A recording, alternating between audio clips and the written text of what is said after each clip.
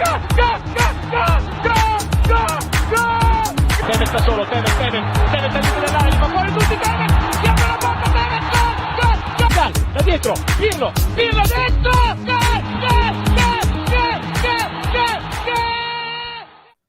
Ciao Juventini, welcome back to the All Juve Cast channel. Of course, where it's all Juve all the time. I've got Joe Cappuccino. I've got Sule in, my man Omer joining us. Okay, we're going to have some fun. We're going to get ready for the Lecce match today. We're going to tackle some of the news that's been going on in the past recent days. I give you guys the daily updates, and then there's a ton in the comments. Try to get to as many as possible, and then there's never enough time to go through them, so we'll break them down a little bit further. First, we're going to say what's up to everybody in the live chat. Jeremiah coming in. Hey, guys, if I was a sports journalist at Max's Pressers, I would ask, since this has been a failure and stresses failure under your helm, do you take some responsibility? I see Max ruining us for years to come. The accountability has definitely been something that Juventini been frustrated with in Max's pressers. Yeah, it's been frustrating. So Ramo just simply responding to him saying he needs to go, and now. Wow, there you go. Here we go with another elimination is not failure on the sideline still. Basta from Bob Yogasa. All right. And then Ramo a little bit later on in the chat saying good morning to everyone. Okay, so good morning, everybody. Oh, I love that about the chat. Fire it all out at the start and then the pleasantries, right? So morning, everybody. All right. Let's get into some of the news over this past week. So we had a little bit of contradicting reports with Di Maria saying the player was going to go out. And this was obviously after we knew we were out of the Champions League after Tuesday's defeat. Okay. And then Mirko Di Natale quickly said, there's nothing coming out of Di Maria's camp that says he's going to take off in January. Then, a couple days go by. It comes right back around. Di Maria's taken off on January. The fans are, getting pissed off, saying whatever, snake, mercenary, all this, get him out. Mirko Di Natale stands firm, saying there is nothing going on. Di Maria leaving in January. But players have made up their mind, fans have seemingly made up their mind, saying that they're sick and tired. We should have not brought this guy in and whatnot and all this. Guys, how do you feel about the whole just Di Maria thing in general? Was it in hindsight a waste by Juventus? I was personally excited about Di Maria coming to Juventus. And I still am for when he comes back to the lineup. The thing that bothers me is us having to bank on individuals in general. That's the part that just bothers me the most. If you got a guy like Di Maria and you can kind of help preserve him and whatnot and use him properly as well, I think it'd be massive for this team. But for me, it's one of the doubts I have in general with what we're doing right now is I don't see anybody coming in and just saving the day. And how do you guys feel about the whole Di Maria thing since happened? Joe, why don't you kick us off on this? Oh boy. I was in the same boat as you, Al. I was very excited when Di Maria was, announced that he was coming. I think that he is again a difference maker. He's still a great player. Again, I think that you kind of hit a chord when you said, we're relying a lot on individual talent. And he has definitely shown that. I hate to kind of refer back to the Champions League, but remember when he got that the 3 assists and all that good stuff, man of the match. He's capable of doing that. And I remember seeing, I believe he posted on Instagram saying that, he's not leaving in January, all that good stuff. Because, sometimes the pot just gets stirred so much that, these players get wind of it and, they have to reply. That's I think it says more about the media than it does about Di Maria. I don't think that he would just cut and run like that. What I don't like, though, is how everything seems to be focused on the upcoming World Cup. So we'll only get like 1 or 2 games out of him and other World Cup bound players. So that's my gripe, but I think that that's a different issue entirely. And Omer? Yeah, I agree with both of you. Like, I was excited, and I partly still am, because he is a professional. There's a reason he was ahead of all of this Argentina team through the years. He remained in the starting 11. He's a class player, and he's been professional and had a lot of effect on any team he played in. I don't like what it symbolizes, because it's sort of a trend that these old guys that are not no capable of playing of the highest level of football in Europe see Juve as this club who can still pay them a lot at an advanced age. And I don't like this trend of Manchester United signing Zlatan and Cavani, because that's just it. That's what players do. They know they'll get a high salary towards the end of their career at Manchester United, and it sort of falls on us too. Like, that's one of the main reasons Paredes is here, I believe. And sometimes you just hit the jackpot with your Pirlos and Barzalis, and sometimes, yeah, guys are here to end their career with a high salary. So I hope that's not the direction the club is taking, and that's not how players see Juve, but it should change. Yeah.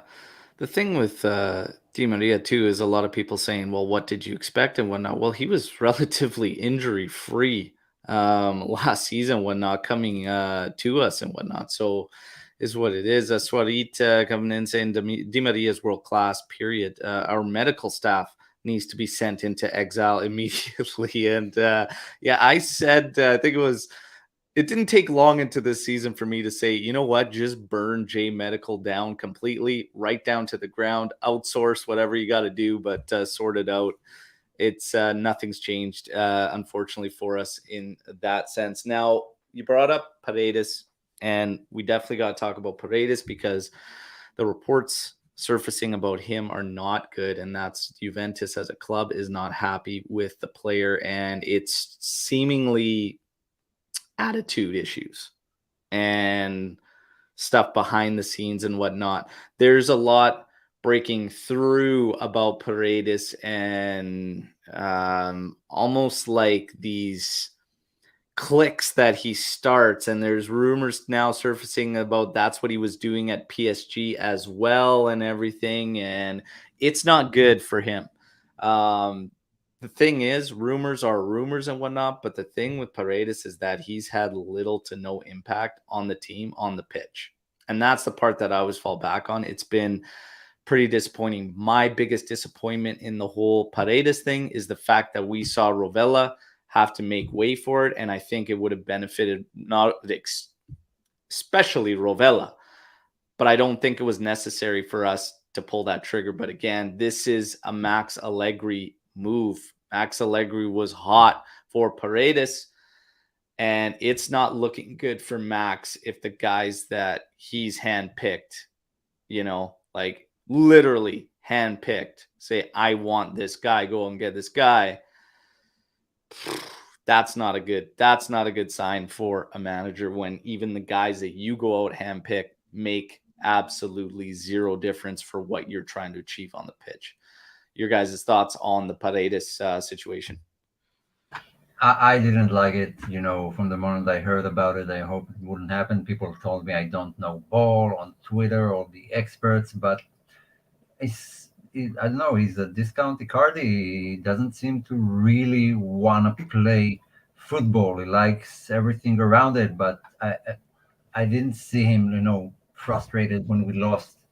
Like, he didn't connect with the team. He's here. He's playing here. I don't know why Max asked for him. I didn't like that transfer. And so far, I'm not wrong, and I would have liked us to keep Rovella instead. He looks like the better player and with a better future, lower salary. All the signs are there. I don't know what was the Paredes deal anyway. Yeah. So he can go in January for all I care. Yeah. Joe? Yeah. Similar take on Omer. Just like I don't understand why we did this, but it happened anyway. you know, I wanted to give him the benefit of the doubt. You know, maybe Paredes would prove me wrong. I don't know. You know, he's here playing, so it was like I'm not gonna like totally, you know, I don't want to swear. I really don't want to swear. I didn't want to like, you know, completely disregard him. I guess the silver lining is that as a member of the Rovella Hive, Rovella is nowhere near this train wreck right now. So I think that is a little bit of a benefit. I still think Rovella is the better player, but you know, he's not in the doldrums with us right now. So that's fine. Yeah, that's the part that frustrated me the most was that Rovella moving out, and it kind of just everything about it. Rovella looked fantastic in preseason, everything like the cameos he was getting leading up to season and everything like that. And then you go and you pull the trigger on a move like this, you almost better damn well make sure, especially the situation Juve is in, whatnot, that you're gonna go out, you're gonna make this move. You got to be damn sure that it's the right one. But luckily, we are not committed on Paredes, and that is probably the saving grace. Okay. There's been loose rumors about obligations and stuff like that, but I don't think there's anything of the sort for Juve to be concerned with. But the talks are right now that Juve doesn't even want to wait till that point and could go without basically immediately. So it's gonna be interesting to see what ends up happening there. So now we're gonna shift to a little bit of the cleanup talk, because I don't know if I can recall a season where it's been this early into it where you're already hearing so much about the summer transfer window. Like, even the fact that we've been in, this transition over the past couple of years in this kind of rebuild period, I've never, even in those years, you didn't hear so much about the summer mercado. Like, you heard about a couple options that would be available. Right now, it seems like every single day you are getting bombarded with, and Omer can speak to this as he helps Lou with the news and everything like that. Every single day, it's a new piece, whether it's left back, whether it's right back, whether it's midfield. It's wild. It's wild. Some of the latest talks, obviously, SMS apparently the dream. But then you also have the reports it's 120 million, whatever. I don't necessarily believe that, given that what's going to happen with him being on contract here come June, whatnot. So I don't necessarily believe that. However, SMS remains a dream. Aouar's name comes up again. Aouar, and apparently Roma is in the mix as well as Juve, looking at Aouar, whose contract ends in June of 2023. Okay. You've got at left back and right back all these names being thrown out. Odrizzola's the next one at left back, 27-year-old Real Madrid. Guys, just real quickly, are there any of the rumors, like obviously aside from SMS, that kind of like intrigue you or not, but like it does look like this cleanup is finally going to happen? And we've talked about this a lot leading up to it. It's going to naturally take place with a lot of contracts that end and everything like that. So are there names that excite you? What do you think so far about the links? And maybe we'll kick this one off with Omer. Yeah, the most pressing issue I would say would be Grimaldo. Is the name that excites me, but I guess he would like to play in the Champions League quarterfinals, so maybe in the summer for free. I hope so. Odriozola does nothing for me, but he is better than Cuadrado at the moment, I believe. And maybe he isn't. Don't believe what I say. I haven't watched Odriozola for years. And Dika, the guy from Frankfurt, the center back. Yeah, those are the two names. Aouar, not 3 years ago, not today. All right. And Joe, your thoughts on some of these names? I'm also, since I've been on the Grimaldo train for a while, I would really like to see him come in. But again, the Champions League is just a big draw, and we need to secure that in order to, get some of these names. But I guess that some of the other names that have been popping up in the news lately, I like Indica and Pavlovic from Salzburg. I think those are two pretty interesting names. And I also like, I think it was yesterday where I was reading that we might bring in, Kadniseki as another goalkeeper. I've seen, a couple of matches with him in it, and dude has a lot of talent for being such a young keeper. So Yeah. One thing I feel like Tech is certainly on the way. I think he's on the downturn. As much as I don't want to say it, I think he is. Perin is certainly on the up. So I would love to see Perin in that starting goalkeeper spot. I think that he has completely earned it. And I would love to see Kadniseki kind of learn, under him. And we have one thing that Juventus has never had a lack of was good goalkeepers. Yeah. And we have a great goalkeeping coach and staff. So I would love to see that. I would really love to see that. Yeah. Just to give everybody some of the names and everybody a review over the past week, this is a list of the guys that have come up. So if we're looking at goalkeeper, Joe mentioned Karnaseki. You also have Vicario and then Mamardashvi that are in that mix, apparently, of guys Juve are looking at. If you're looking at right back, it's Dalot and Holm. Left back, Grimaldo and Petraza right now, okay? Center back, Pavlovic, Ndika, Quior, and Igor. Okay, so those are the four names right now being thrown around at the center back position. In the mid, again, SMS, the Dream, Awar, and Fratesi. I like Fratesi, so Fratesi would be a good one in my opinion. I just, his overall game out of the middle, I really like it. I find him pretty balanced. That one excites me. Juve could also be back in the mix in the summer for Zaniolo. We continue to hear that, okay? Pau Torres being brought up by Luca. Pau Torres' name loosely being in the mix too, whatnot. But Zaniolo in the summer. Guys, go back off that to it train. if you could. No, I jumped off that train. I'm not there anymore. So Omar's off the train. Joe. I can't say I'm convinced. Especially after this season now. No, it's hard to think about it because it feels like 8 out of 11 players on the field from our starting lineup should be bench players. Like they all will perform well as bench players. They're just not cut up to be, so when you mention names, like I can name someone who is a possibility that will be better than everyone we have now. So it's really hard to pick exactly who I think would fix this and fix that and be, the connection.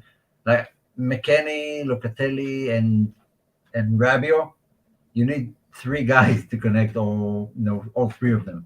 Like it just doesn't work together. So I don't know. I feel like our starting 11 are all over the place, and most of them are good bench players at best. I'm gonna say this on Zaniolo, and I get that the current trend, the current fad, whatever, in regards to his name is absolutely not whatnot. I will say this to Zaniolo. If we had the right guy managing and whatnot, I would probably bring him in for him. I see a lot in this kid as far as skill and just raw ability goes. I think it's just a matter of there's something there. I don't know what it's going to take for him to that next step or whatnot. The thing at Roma, I don't know. I think there's more to it we're just kind of not being led on to what no. But if you look at Roma fans and you talk to they don't want to see that guy go. There's always a reason for that. Usually they've seen what he can actually do. It's just for whatever reason, it's not coming out. It's not coming out enough. One thing that's strange about Zaniolo, though, that I didn't even believe until I was chatting with who was it? Jordan, I believe, Brennan, who is a follower of the channel, great friend and whatnot. This guy's got like 35 cards, 38 in total, Zaniolo, in like such a short span of matches and stuff like that. It's actually wild. In 4 seasons, 38 cards for Zaniolo. He has nearly 40% of the cards Chiellini had in his entire tenure at Juve. Think about that. God. Think about it. That's wild. That's what. So Jordan, props to that. We had a funny little discussion based off of that, and I couldn't. I was like, that's More not cards true. than goals. My God, it's unbelievable. So yeah, more cards than points. Yeah. So some's there. I think yeah, attitude, personality, like something like that. It's something's got to change her. But in terms of raw ability and talent, skill, like I think if there was the right guy that could break that kid loose, he could do some serious damage. I've always liked Zaniolo. Now, in terms of the coach, okay, Allegri, obviously we have been bounced in Champions League, and then all the talk was they simply cannot keep him around. Strap your seat belts on, kids. We're going on a bumpy ride, okay? So World Cup break minimum, but a lot of the talk is seeing it through till season's end. Bare minimum is top 4 finish. Now, and by the way, for everybody in the live chat, I do see some of your comments wanting updates, injury updates, things like that. We're going to get there. We're going to get there. We have to talk about this coaching scenario. So World Cup break potentially, but things would have to really, really hit rock bottom from now till then. Expect the season to go through with Max Allegri. On my last podcast, okay, and condolences to everybody that had to endure me for 2 straight live shows solo, okay? Okay, but today you're blessed with Joe and Omer, so thanks for bearing with me through the week. Listen, I said every day feels like it's a day wasted that we keep Max around. I don't think there's going to be progress made. I don't think we're going to be moving in a forward direction. However, how to deal with this situation is very, very tricky. And me personally, I am at the point now, the funny thing is, I don't even want these guys, and especially Agnelli, who has ultimately the last say, I don't want him picking the next manager, period. So if that full sweep isn't going to be made, then you're better off. Oh, man, it's pain. But I think you bite the bullet. You wait till you have your sporting director set into place. You choose your manager accordingly. Make sure they're all on the same page. And whatever route that you end up going with, you bank on it, you commit to it, and then you see what happens. But I don't even want Agnelli naming the next coach personally. Guys, your thoughts on Max grinding it out till season's end, and then we'll get to coaching options and sporting directors and things like that. So, Joe, why don't you kick us off on this? Absolutely not. I can't handle much more of this. My mental state, my mind will not handle that going with You Allegri. don't know that. You don't know that, but Joe had a full head of hair when Allegri was appointed. Yeah, at the beginning of the season, full head of hair. I know, right? But no, how much lower can we go? How many more failures is it going to take for this management to realize that this is not sustainable, that we're not going to touch top 4 at this rate? We're not. We have to cut our losses and just move on at this point. I think that it would be worth the risk bringing in an interim coach versus continuing on the path that we know isn't working. So I feel like Omer's going to probably say something similar. I don't know. What do you think? Before I bring Omer into, I just want to ask you a question. Who would you choose as an interim? Oh, as an interim, Montero, 100%. You would put Montero in that spot as an interim. I would put Montero in that spot. I don't think that it would be completely worth it to go like outside of the club at that point. I don't even know who exactly is available or who would be available for a position like that to kind of just get us to the end of the season. But all I know is that that man is not Allegri. So I would 100% bring in Montero. And if there's ever a sign you might be on the wrong track, Joe, it's that Luca agrees with you saying, bring me Montero. So I'm sorry, bud. I might need to change this. Like Jeremiah is saying he totally agrees with you, Joe. Max should go out. He's ruining he's ruining us. He's ruining our future. Can't take it anymore. Omar, your time to weigh in on this, my friend. I will answer Joe's question. How low can it go? You can just ask Allegri. Every time he gets a chance to go lower, like I thought the Sampdoria draw was pretty low. Like, and he just took it to the next level. The Monza defeat? Monza, then the Maccabi Haifa, then I don't know. It could be lower. There's a real here, Yeah, we can, conceding like 7 from Paris Saint-Germain. Would that be the lowest point yet? Probably. I don't know. Breaking like what you said in one of your tweets over. I remember breaking records for all the wrong reasons here. Yeah, we are going to break that record, I believe, of season that we conceded the most in the group stage, and the current record is 12 and we now have 11, so we have that to look forward to.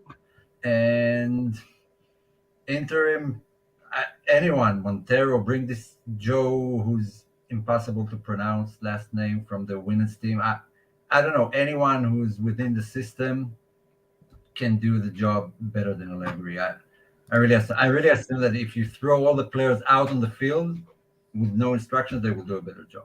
So Rahimel saying, I'd hate to even say it. Do you think a loss to Lecce would put Max out? At this point, the fact that it hasn't happened tells me that it's like minimum World Cup break if they still don't do it until season's end, man. It's wild to me. We got in a big discussion about, and I guess the reason I don't even want Agnelli naming a manager is because of this great misdirection. And when you look back to the time when Nedved wanted Conte's return, we all know why that return didn't happen. Mm-hmm. Yeah. And it could be said that we might be in a better place now if we made that move then. It's arguable. The thing is, why wasn't that move made? That move wasn't made because of Agnelli's ego. Okay? Mm-hmm. That's the bottom line. Conte, him, differences, whatnot. You can't run something to this magnitude if you're making decisions based on your personal ego. You're not going to get anywhere. These past 3-4 years have been his ego. He didn't even want Max gone in 18-19, and that says a lot because the team started to crumble then. Going back to him, he's running this thing like a boys' club, for God's sakes. I have a question for you, Al, on the same regard. Like, do you feel like Juve need some sort of daddy to this project? Because, like, they gave Nedved the option to say, okay, let's go. You're right. We're firing Allegri. You can choose the manager you want. I want Conte. No, I veto that. So he got to lead the project, but Agnelli still overruled him in some way. And I feel like it's all scattered. Like, they want to go in one route, but hiring Allegri means going on a different route entirely. And it seems like they're missing a figure that everyone needs to answer to him, because everyone's just doing their job. Do you feel like we need someone? Agnelli can't make the calls. I'm done with him making the football-related calls. Mhm. He's always going to be a part of the club. Get in the back room, get in the board, run your business. He's do a your businessman. thing. Get a sporting director in here. And who you have in place to make those calls, trust them. The second he went against what Paratici and Nedved wanted to do, okay, for me, those guys out the door because you have no trust in them. So now this is your show, Agnelli. So for him to not take heat now is nonsense to me. It's nonsense to me for him not to take heat now because he basically he took over. He took the reins and he said, yeah, you know what? I'm not into Sarri. Like, whatever. We had to settle for Sarri because you didn't like the option because of your ego of going back to Conte. So now you have Sarri in there and you still weren't happy about Sarri, but you had no other options. It's like, what, you thought you were just going to land Pep? So you didn't. Guess what? You had a chance at Conte, but you let your ego get in the way, couldn't push things aside at the time. Now you might be begging the guy to come back in the summer when he was holding out to come back. Conte waited. So it's like it's he can't run this thing anymore because his ego is taken over. And it's a big sign when the fans start to boo. And when he was at that when he was saying those words over the stadium at that one moment and they just booed him right out of the building, it's sad to see. But you know what? That didn't even humble him. And he's continuing to run this thing like a boys club. Max is the most protected out of any of the guys we saw over these past couple of years in Pirlo and Sarri, whatever. Max is the most protected. I've never seen anything like it. Not only at Juve, no management of a top club would have suffered with a different manager or with Max. The same thing Juve suffers right now, and let him keep his job. Yeah. No club. They're firing coaches left, right, and center if the team looks bad. Yeah. So we have Al coming in here saying, I don't agree with Allegri out. Allegri is a champion with both AC Milan and Juventus. No one in our current starting 11 has won Jack. Allegri and the squads that he won with. Okay. And this is the separation. Stop looking backwards if you're trying to move forward. This is the separation. Don't look at those clubs then. And you're exactly right. Our current starting 11 is not to the degree of those clubs previously. So the question has to be raised based on what I'm seeing with what he's doing with our current roster. Because guess what? Those guys, they're not coming back. So if this is the best he has with our current roster, absolutely he needs to go because this is not acceptable and it's not getting better. So you're telling me Di Maria has won Jack? He looks like abysmal in there too. Chiesa went off a year of incredible form and looked invisible before his injury under Max Allegri. Vlahovic comes from fighting for the Capocannoniere to struggling to get service. The list goes on and on and on. Locatelli's this talent that even the premierships after, and he's doing well in Sassuolo, comes here, gets put through the ringer, and then all of a sudden we're talking about moving him in January. The list goes on and on and on. I'm sorry, but the past success does not make it an excuse for what we're seeing now. I strongly disagree with your statement there, Al. So, Joe, Omar, anything to add? No, you summed it up. No, just get him out. Just get him out. I don't see this past success thing being the be all end all. And now this brings us to a Conte return. Now there's rumors that Giuntoli would be sporting director. There's also another name, Cannavale, obviously, for sporting director. How does a Conte return make you guys feel? And everybody in the live chat, obviously, Conte return. Now we're going to chat Conte return before we get This will be the last one that takes us into the Lecce Juve preview. I also want to remind everybody, like the video while you're here. Subscribe to the channel. We are less than 40 subs away from 3K, everybody. Let's hit there. Also, everybody that's in the live chat, today's the day. Today's the day, everybody. That shirt's Okay? mine. Okay? That shirt is mine. Everybody's Right just there. got to comment when this recording's done. You just got to drop a comment, any comment to this video, and you're entered. This bad boy's going out to somebody. Okay? You guys Now- got to fight me for that shirt. Conte return. Immediately, Deepak says, no. No. All right. All right. No. No. Okay. Joe, Omar, Conte return. Yes. Yes for me. I would, if it's just a yes or no question, it would be a yes from me.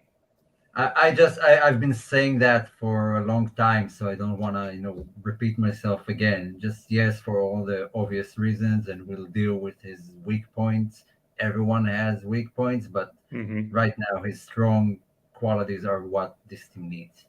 Yes, agreed. I think I know exactly what you mean, Omer.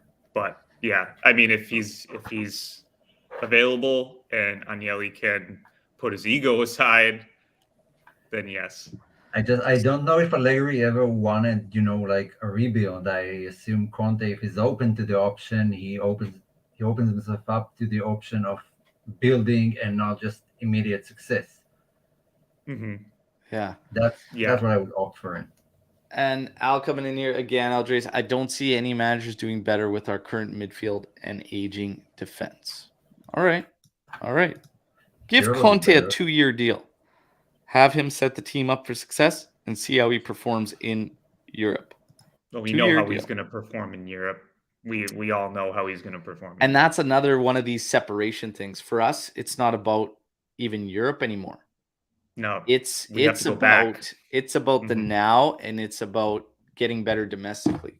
Guys, when it comes to Conte, for me, I now have PTSD about going back, and I can't help but feel we keep trying to recreate the past rather than creating something new and building something. For the first time in as maybe ever, arguably, we have so much young talent at our disposal at Juventus. And we continue to run things like past methods. The Paredes move is a perfect example of that. I think it's time. It is time. Like otherwise, all this work Cherubini has done is for nothing. It's time to get somebody in there that's fearless in playing the guys and rewarding them. So even in these matches, these couple of wins leading up to the Benfica loss that saw us out of even in those matches, it comes down to the wire and whatnot in terms of like minutes and stuff. Not the Empoli match, of course, but ones prior, he still doesn't play the young guys to see the match out. And he ran those old guys like dog of the guys with experience and whatnot. Max will not change. He will not change. And this is why I question if he's the right guy, because you finally have all this talent. And I don't want to hear about, the Dybalas and the Pogbas back then that he played, and he's always playing young guys. De Ligt playing under Max, whatnot. Those guys are a given based on what they do. But the problem is when you have a team that's struggling, okay, and you have guys that give you variation on the players that you're putting out there, and you continue to put them out. McKennie, who struggles, game in, game out for like weeks, and he still keeps getting that spot. Quadrado's been on a horror show this entire season, and you're not looking for an answer. The questions will be raised. Conte, for me, I think it's time, honestly. I think he's a great coach. I think there would be instances. I think it's time to just start something new altogether, in my personal opinion. Sporting director, manager, They need to bank. It's now the time to choose a manager whose style, whose identity, whose belief system you are into, and you want to go that route. And does it suit? Does it fit the guys you currently have on your roster? The majority of them, anyways, and move forward. So for me, as much as I like Conte and like his style, like what he brings, I'm done with trying to recreate the past. What do you guys think?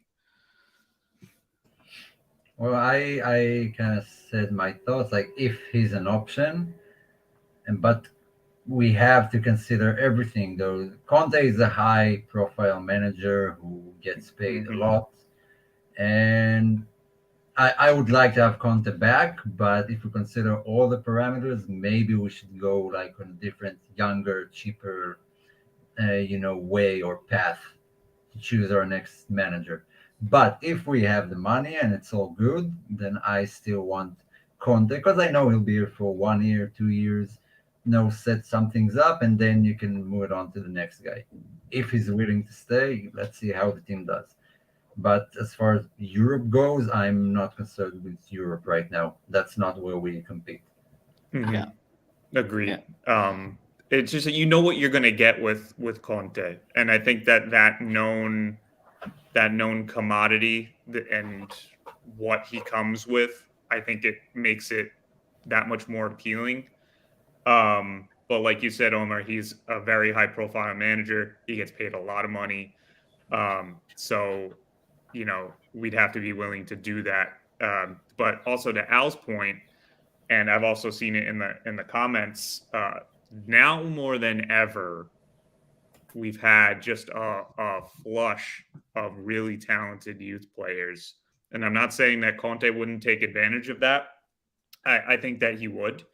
But maybe we do need to pivot more towards utilizing the youth talent that much more. And Conte may not necessarily be the guy to do that. I think that he would be great at setting the tone for how this team should go forward. Like he's a great motivator. He's great at setting a foundation for a club. But like I said, there are drawbacks to having him too. But I think that those are just so clear that you can anticipate what's going to happen and you can kind of plan ahead in essence. But that's my thoughts. I saw that come up in our group chat when we brought up Conte, and Lex brought it up about not believing he's the guy with the young talent and stuff like that. But I'm not seeing that. I don't think that would be an issue whatsoever. And I think there's enough evidence that he ultimately, for me, like from what I've seen, doesn't care who the player is. You either perform or you're out. And I don't think age or anything like that comes into play with Conte. I think it's literally like, here's my demands, meet them, or it's next man up. True. That's how I see it. Omer? Yeah. No, I agree 100%. Yeah. 100%. I have nothing. He just expects the most out of himself and then his squad. You know? I remember him saying that in an interview. Yeah, and I mean, I think if we go back and we think to younger guys, and even when he took over at Inter there and whatnot, I mean, Barella was immediately in the mix, and he helped mold Barella into the absolute animal he was when he went on that huge tear. Barella starting to find form again. Bastoni. If we look back to Juventus, Bonucci, Conte was right there with the young Bonucci and everything. It's like, I don't see a fear from him on any of the guys if they meet his demands. I don't think age will be an issue. Personally. Yeah, we said it yesterday. The Conte will play whoever deserves to play, whoever puts the effort in training and shows that willing. He doesn't mind playing Giaccherini over Marchisio, no matter club legend, no matter what. If he performs well in training and works hard, he will keep playing. He would not have suffered Quadrado or Bonucci this season for more than 2 or 3 games. Decide, okay, you guys need to do better. I'm going to put the other guys in. Yeah. Omar, according to Jordan, Yeah. Juve won't succeed until we get another forklift chat. Yeah, okay. Depending on how the game today goes and work tomorrow, I might be able to hop on for We gotta a short go. We chat. gotta maybe go to the next level. What's like so we had forklift, maybe like excavator next or something. We gotta go bigger. Right. We gotta keep raising Yeah, Construction structures. site. I can arrange a tractor. There we But go. yeah, There we but go. you can't hear me, near an engine of a tractor. That's too loud. Like I can hop on for just a few seconds. You see that I'm on the tractor, and All then I have to log off. All right. Now, Conte, Chalks, we kind of get where we stand. I say I want to go in a new direction. Guys, of any of the rumors of managers and whatnot, maybe someone that's not even rumored, who intrigues you and for the next man up for Juventus? Joe, kick us off here. Me, all right. I think I saw it in the comments too, and I was like, took exactly what I was gonna say. I was gonna say Gallardo from former River Plate coach. If you've seen his teams play, they are energetic, they are attacking, and they are just a joy to watch. They get, the Argentine league's a little bit weird compared to like Serie A.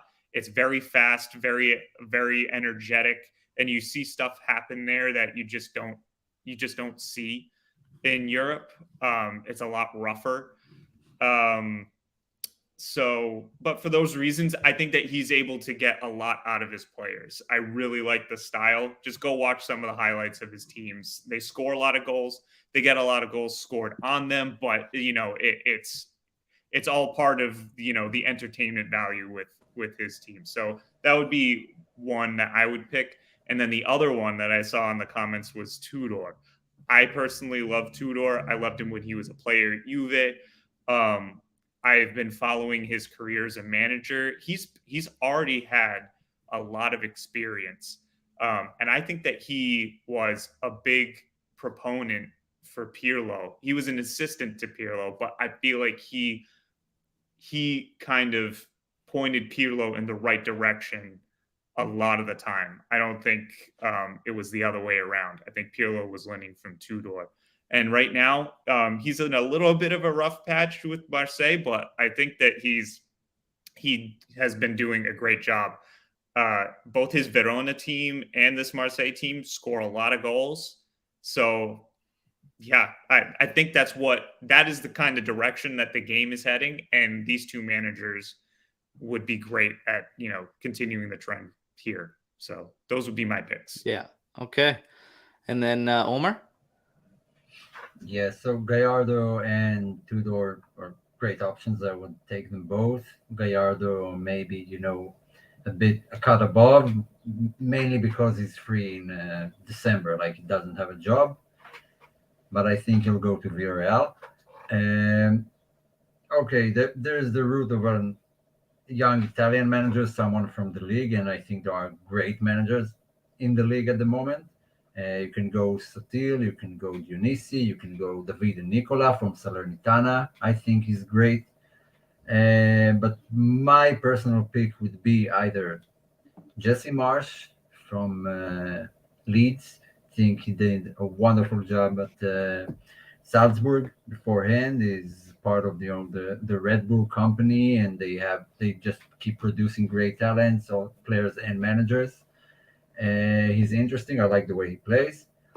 Second one, if he wants to, would be Marcelo Bielsa, because he's all down for projects. He doesn't want a winning team. He doesn't coach winning teams, like your Real Madrid and stuff. He likes the project starting from scratch. He's the mentor of a lot of managers today. He has one training system that is called Murder Ball. I think Murder Ball or Killer Ball. He does that in training, and they basically play for 90 minutes straight. Like if a ball goes out of place, someone quickly throws a new ball in, and let's go. No injuries, no time wasting, no nothing. 90 minutes of football to get his team ready to play his style of football, which is high pressing, a lot of goals. very energetic. So I like what he can do. And but if we go in the Italian route, Sotil is interesting.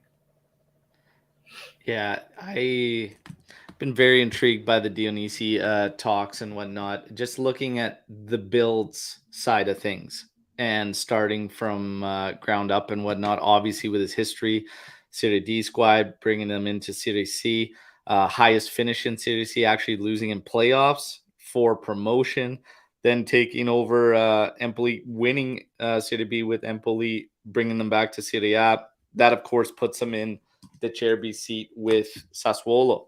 And then, of course, Sassuolo, he's got them kind of mid-table, which is where Sassuolo ultimately really is, right? So Dionisi's intriguing based on that build model.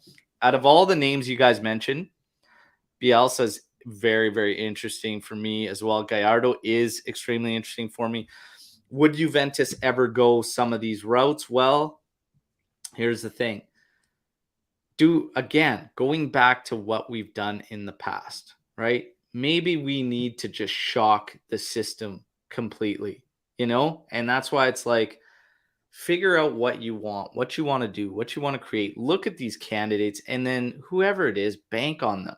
But have a sporting director that's actually linked up with them and it makes the most sense. The biggest thing they have to figure out, too, out of all these guys, who can make it work that isn't breaking the bank? Breaking the bank for you as a manager that you hire and going to break the bank and have the demands out of the roster. Because the one thing with Conte is that very, very quickly what he's going to say as soon as he gets that microphone in front of him and what he's going to demand. I like the options, and I think Juve needs to look at the options that aren't going to make the crazy demands, that are going to be able to say, I can work with this. Yeah, let's go. And again, when you look at a Dionisi and whatnot, for me, young guys, all right, let's go. So And that's a big, big thing for me and how they're going to move forward. It's got to make sense with the books too. Omer? yeah, I kind of echo what you said. They don't have to be young, but those guys who coach these lower tier teams, they know how to suffer. They know how to manage games. They know what it takes to be on the underdog side. Juve don't know that right now. They don't manage that pretty well, of being the underdog. And maybe we need an underdog at the helm to help us, regain this old stuff back that we lost, because 9 years of straight, Scudettos, titles, and everything would do that. I don't blame Juve or Juve fans for reaching that level, but we became very demanding, and maybe we need to revert back a bit to the basics of football. Yeah. Yeah, be interesting to see. Now, Lecce. Lecce and Juve, okay, will be squaring off today. Wow. So let's get into this. We're gonna kick things off with I guess we'll go with the betting odds. Okay. Lecce will pay 4-1 if you're a betting man and you want to bet on a Juve defeat. Don't do it. I wouldn't. Draw Lately. 3-1. Maybe that's a safe bet. 3-1 on a draw. Juve winning pays just shy of 2-1. So 1.95 to 1. In terms of these teams, Lecce in their last 5 is 1 win, 2 losses, 2 draws. Juve 3 wins and 2 losses. Juve going for 3 victories in Serie A in a row. As far as Juve goes, 10 points off top in Serie A. They have only lost to Lecce. Oh, God. Should I even get into this? They've only lost to Lecce 4 times in the past 32 meetings, okay? What year was Lecce's last win over Juve? What season? Gotta say, I'm bad at Lecce trivia. Barely, Last year. I can barely remember games against them. 2002. Not that far. More recent? Wow. No, I remember a 4-2 win. I think it was the Sarri season. What did we do in the other game? Was it? Okay, that's the last one I remember. 2020, the Sarri season. Okay. I can No. see your I'm head going. I'm shaking. following Omar's lead on this one. No, no, no, 20, don't.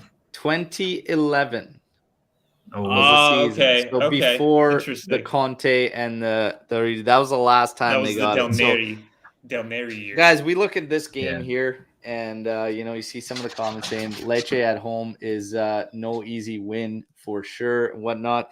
You look at these teams. Lecce doesn't score much. They've got 11 goals in 11 games. Okay, they are also they're obviously 2 points out of relegation zone. Lecce is one of only 2 sides in Serie A to not post a clean sheet yet this season. And Juve is second to only Lazio when it comes to clean sheets, posting 6. So, You see why stats lie? yes, this is Yeah. why stats lie. But when it comes to injuries, Lecce has a full squad. So Baroni has a full squad at his disposal. So it's everybody that he could possibly have. Juventus, not so much. Not so much. Okay. So Pogba out, Chiesa still not able to get in there for minutes. Ake out, Kyle Jorge still out, Di Maria, Paredes is out, Deschilio, Bremer, Locatelli also added to that for personal reasons. So immediately my thought was Max has no choice but to play a 2-man pivot, and I expected a 4-4-2. We're getting a variation of that with a 4-4-1-1, apparently with Miretti behind our striker, which should be Milik. And honestly, I've been saying play Miretti center of 2 pivots. I like that. I don't like the fact that we were expecting McKennie on the right, but now it apparently is going to be Sule. So there you go. Sule in. This is going to be interesting. So as far as the lineup goes, Szczesny in goal, Quadrado, Gatti, Danilo, and Sandro across the back. God. Across the middle, Sule, Fagioli, Rabiot, Kostic with Miretti ahead of the 2 pivots, Fagioli, Rabiot, and then Milik up top. Guys, how do you feel about this match going into this? How do you feel about that potential lineup? Then we'll have some fun, get into predictions. You first, Omer. What other options do we have? I would have liked to see, like, seriously, all the youngsters. Like, too bad for Gatti that he had a bad match against Benfica, but keep playing him. I feel like sometimes when we give these young guys a chance, and it can be a do or die game in the Champions League, and then we condemn them afterwards. Like, no, he wasn't good. We shouldn't play again. Those guys should keep on playing, and I hope Gatti will go to be the first starter above Bonucci. The rest is just what we have. Yeah, play Miretti. Give poor Fagioli a chance. Yeah. What else? Ealing Jr. did great. Let him play. Mm-hmm. And I would single out Milik. I think he's been our best signing, surprisingly. This summer is the only one who's been, not what we were promised, but better. Joe, what do you think?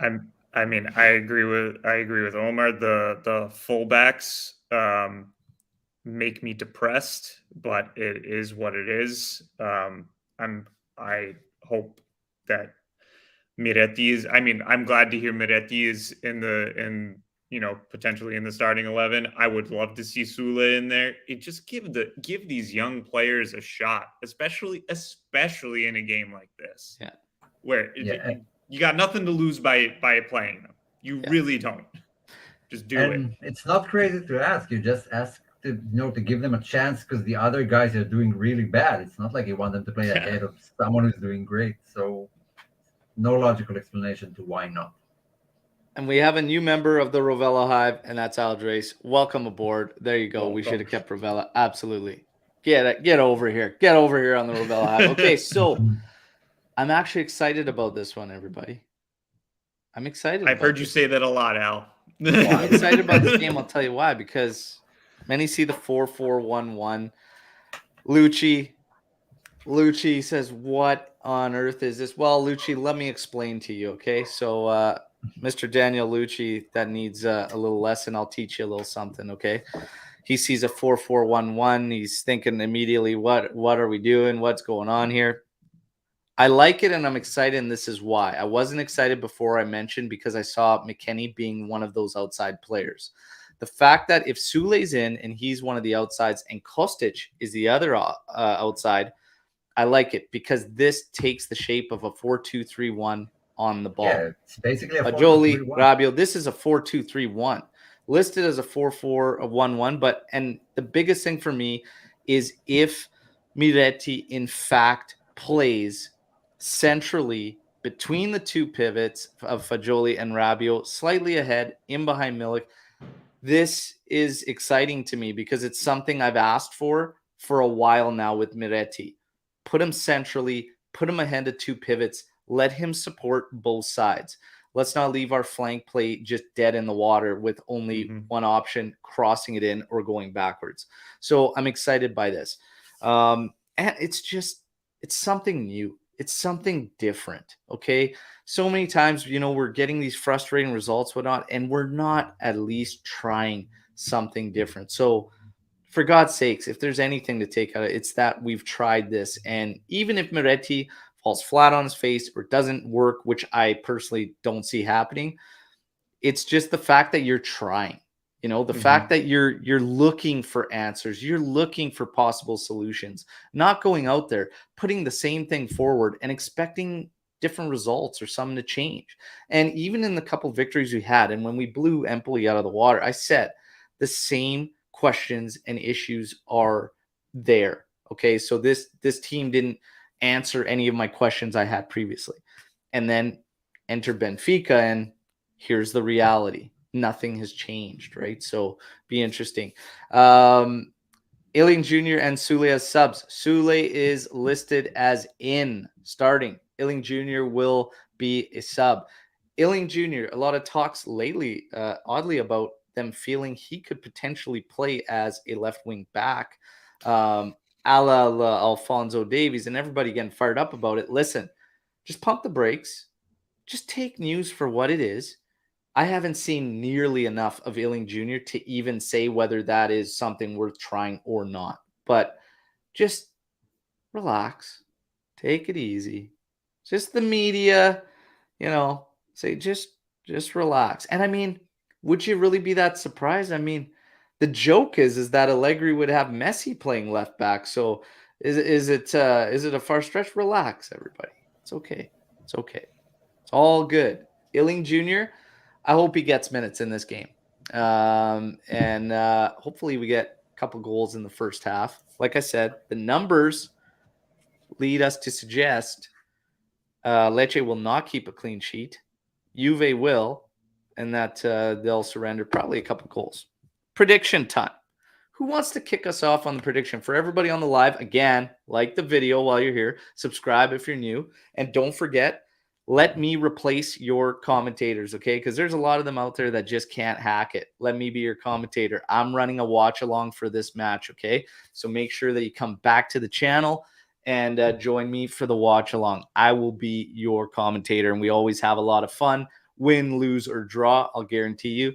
Good time, some fun analysis. And I think today I'm going to have on a call from New York, Marcella from the Empire State Fan Club, which Joe is a member of. And we're going to have Marcella on. So it's going to be good at halftime. And everybody else, if you want to take part in a halftime call, should time permit, or in the future shows, the last show I had Jeremiah come on again. If you want to call in, you don't actually physically call in. You just text me at that number through WhatsApp. Okay, so there's Berto's WhatsApp. Get that in there. Guys, prediction time. Omer, kick us off. Are you muted? Sorry. I'm going with a 3-1 win. Sule bags one. one of the youngsters. I think it's going to be Sule, but one of the Love it. youngsters bags a goal, and Milik strikes twice. And let's go with possession. I think 56-44. Okay. So Omar is locked in on a 3-1. Sule scoring once, Milik adding a brace, and 56% possession to Juventus. We'll get some of these other ones. A little busy. Pumped I'm doing the watch along. Absolutely. Can't wait to see you there. 2-1 for Juve coming in from KF squad. We've got Ramo with a 3-0 Juve victory, also calling a Milik brace. 15 attempts, 5 on target. We got Lars Vercelli coming in 3-1 Lecce. How about that? No, thank you. Love the optimism. It's the Joe, your prediction for this one?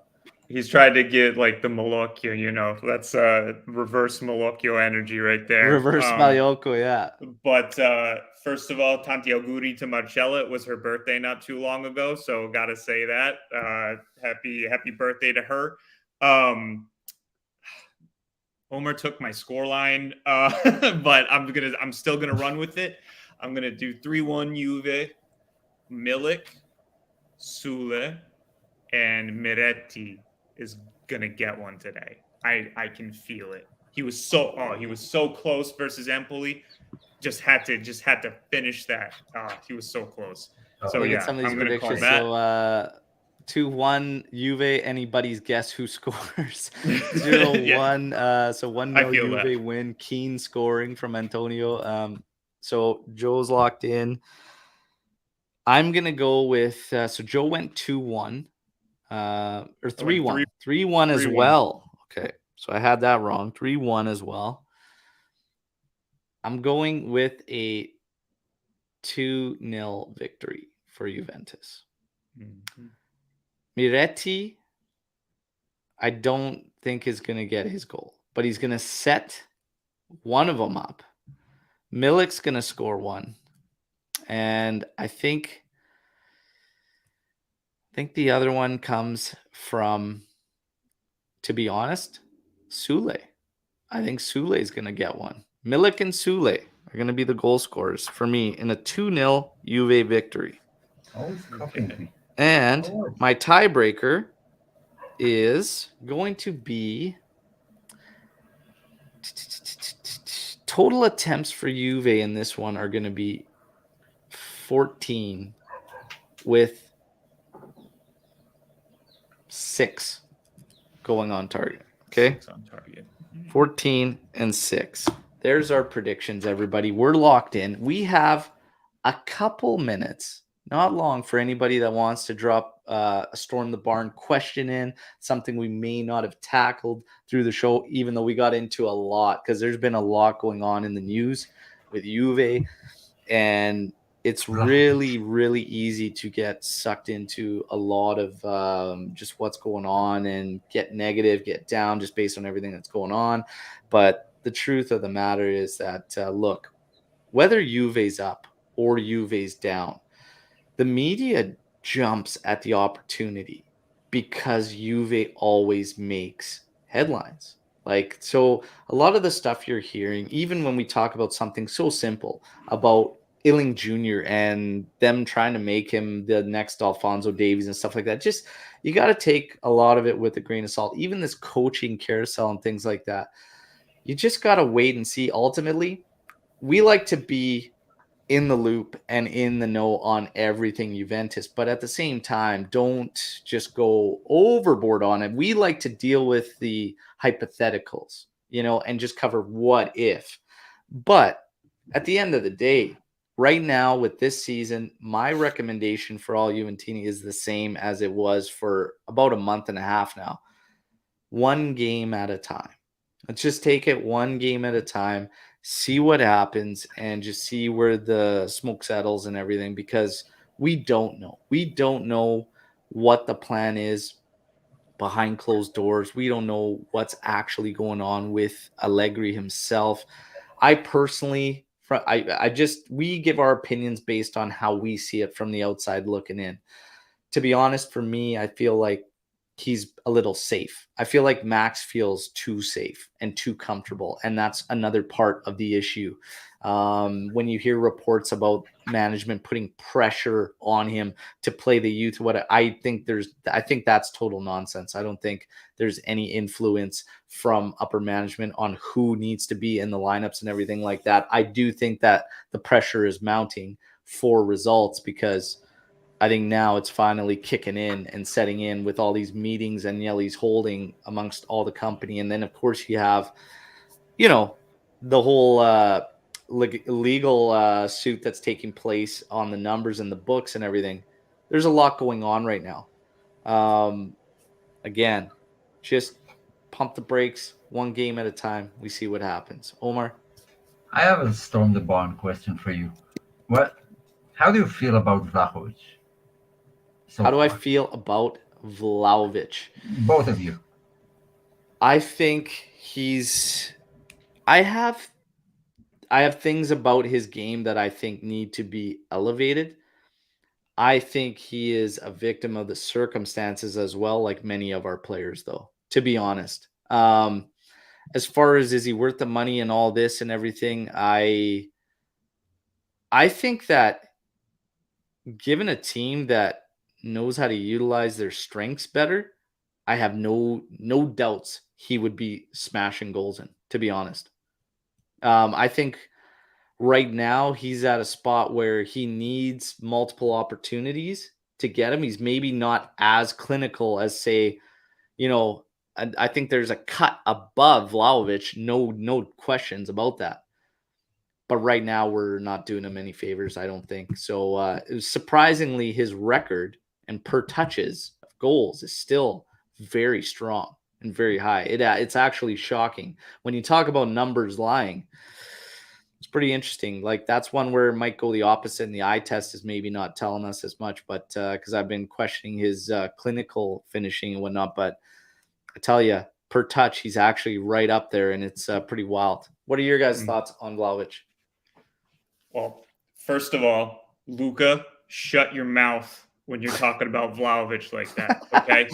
Has been subpar. Everyone has been subpar, all right? So you get out of here with that garbage. I love Dusan. He really does leave it all on the pitch. That's what I love to see from him.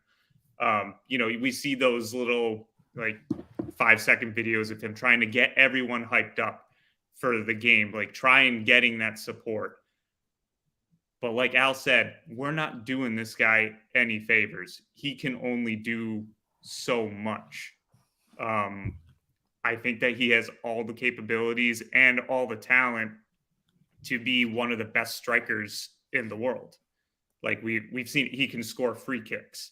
He can score from crosses. He can score from anywhere. He can score on the run. He's sure there are parts of his game that he probably needs to work on a little bit. Sometimes he can get man marked out of a game. We saw it last season too with Bremer and all that good stuff. But I think that the pros far outweigh the cons with him. He's our point guy. So yeah, I love him. There you go, Omer. Yeah, I love him. Okay, I think he's just what Juve needs and fits the character exactly as we imagine our striker. I think he has a very high ceiling, and he will grow up to be one of the best in Europe. There's still stuff that he really needs to work on and improve, but that comes with experience a bit. Like, for example, he can play 90 minutes and we can barely see a shot on goal, and sometimes it's from an impossible angle because that's what he was provided with. But then Milik comes on and finds 2 chances in 10 minutes and bags one of them. But that comes with experience. That's positioning. You learn how to do that better and how to read the game better. So it's not like quality he doesn't have. He just hasn't acquired it yet. And, when Higuain came, he was phenomenal at that. But it's because he was a 28-year-old striker who, challenged in the biggest of stages in Champions League and did great with Napoli. And in the league, we got the finished product. straight into Juve. And Vlahovic is a process that we need to bear with him because it will bear fruits in the end. But right now, he needs to maybe learn a bit from Milik on how to position himself to create chances. There you go. Yep. Agreed. Storm the barn. We have a couple. Let's just fire them out. Thoughts from Jeremiah. We have a great homegrown youth talent pool at Juve, not seen before. I've not seen this much youth potential at a big club since Man United in the 90s. Agreed. Yeah, we got into the youth chat. There's not a whole bunch to add there. It's all about integration and getting them in the mix now and finding the right man to do it. If we can't utilize that project for anything more than just capital gain, that would be a huge failure, in my opinion. Do you guys agree with me, Omer? Joe? Yeah. All right. I don't 100% agree. Like Man United since the 90s, no. No, there was a lot of talent. The recent Barcelona team who won everything had too many good players that they had to sell some of them, like Thiago, Grimaldo, Adama Traore, Dani Olmo, all walking around Europe because they didn't have a place in the Barca lineup. So a lot of teams, Chelsea produced tons of talents. They just keep loaning them out, but not since the 90s. Yeah. Luca, how long until Sweet Lou has an aneurysm from watching 25 score? I say about 2 more goals if he gets it, but don't forget about the bet. So Jeremiah will get himself a Rabiot jersey if he can hit 10 goals. Sweet Lou's gonna buy him a number 25 jersey. So that's awesome there. So We get to I think that's pretty much it. Soiree, when can we finally see the Chiesa and Dusan duo? Well, we're gonna hopefully be there pretty soon. So Vlahovic, obviously he is not in the mix today. They're gonna rest him up. PSG hopeful, but to be honest, that game, like, we're going to try to get after it to try and secure third place for like Europa League, whatnot. For me, the league matches are far more important. I think if Vlahovic can go against PSG, that's fine. I'd rather honestly have him in for the Serie A matches and that Inter match. So for me, make sure for damn sure if he plays against PSG that it's comfortable and it's good because we need him for the Inter match. Anything to add to that, guys? The latest reports we'll see him in January. Even Vlahovic will probably miss Paris Saint-Germain and Inter afterwards. He had some of the pain he had last season came back in his groin, and he needs to rest. And maybe if it gets worse, an operation. So have to keep an eye on that. But I don't think we'll see them before the World Cup. Yeah, I was expecting that too, and especially we wouldn't want to rush either one of them, into. I think we'll see them play before the World Cup. We'll see. Do you get rid of Paredes in January? Yeah, that was my first sentence in today's podcast. Yeah. If the possibility is there, yes. But I mean, can we get Rovella back? No. I don't need get Rovella back. So no. I mean, at this point, I don't know. They're talking about loaning out Fagioli and stuff like that. Let's see what this kid can do today. Hopefully he has a good showing, and Fagioli proves why he should have had minutes till now. First start being made by Fagioli today against Lecce. In bocca al lupo, Fagioli. Okay? Bocca al lupo. Everybody, thank you. Joe, Omar, you guys have been amazing. Great show. Tomorrow, everybody, will be back for the post-match podcast, 8:30 a.m. Eastern time. But don't forget, match day, watch along. I'll be running it. I'll see you back here in a couple hours. And hopefully we take in the reactions together. Hopefully we have goals to celebrate, okay? So I'll see you all back here on the channel in a couple hours. For everybody else, again, do not forget, you have a shot at winning this Del Piero jersey. All you got to do is when this recording ends, drop a comment. Any comment in the video, make sure you like the video as well. All right? Okay? And tomorrow, who wins the draw out of everyone that's commented and liked the video will be announced. Good luck to all of you. Okay? See you in a couple short hours back on the channel. Don't forget to share the channel, share the content, and let's keep growing the AJC army. Till a couple hours from now, fino alla fine, forza Juve, ciao tutti.